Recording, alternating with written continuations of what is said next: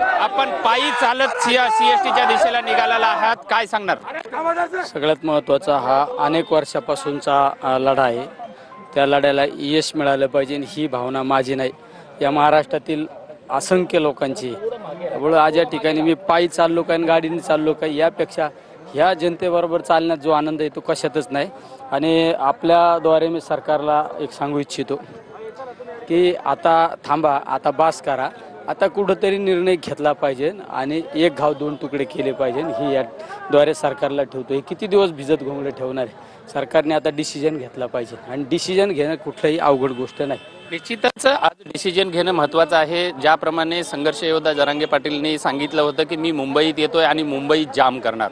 आज सकाळपासून जर बघितलं तर सीएसटीचा परिसर असेल, मुंबईकडे जिकडं पाहावं तिकडं भगवं वादळ दिसताना दिसतंय. सगळीकडे वाहतूक कोंडी आहे. आपण ज्या ठिकाणावरून फ्रीवेवरून येत आहेत ते सुद्धा पूर्णपणे जाम आहे.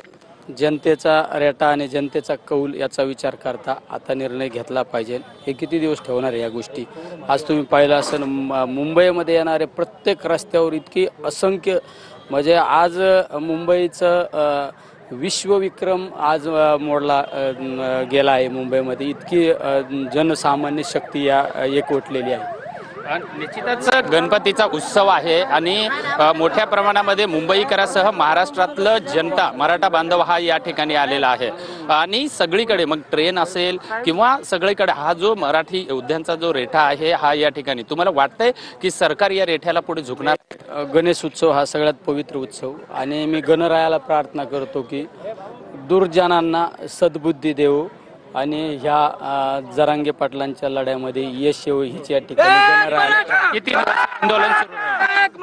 किती दिवस हे आंदोलन सुरू आहे? आजच निर्णय घेतला पाहिजे. आजच निर्णय घेतला पाहिजे ना. अवघड काय नाही, सरकारला कुठलीच गोष्ट अवघड नाही. तुम्ही आत्ता 11th आवरला 10 मिनिटात सुद्धा डिसिजन घेऊन निर्णय देऊ शकता. त्यामुळे कुठली गोष्ट अवघड नाही. पण ज्या बाईला नांदायचंच नाही ना त्याला 17 पळवाटा असतात. तसं हे सरकारची गंमत आहे. कोर्ट कचऱ्या भानगडी काय नाही. डिसिजन लेने का है तो अभी लेने का.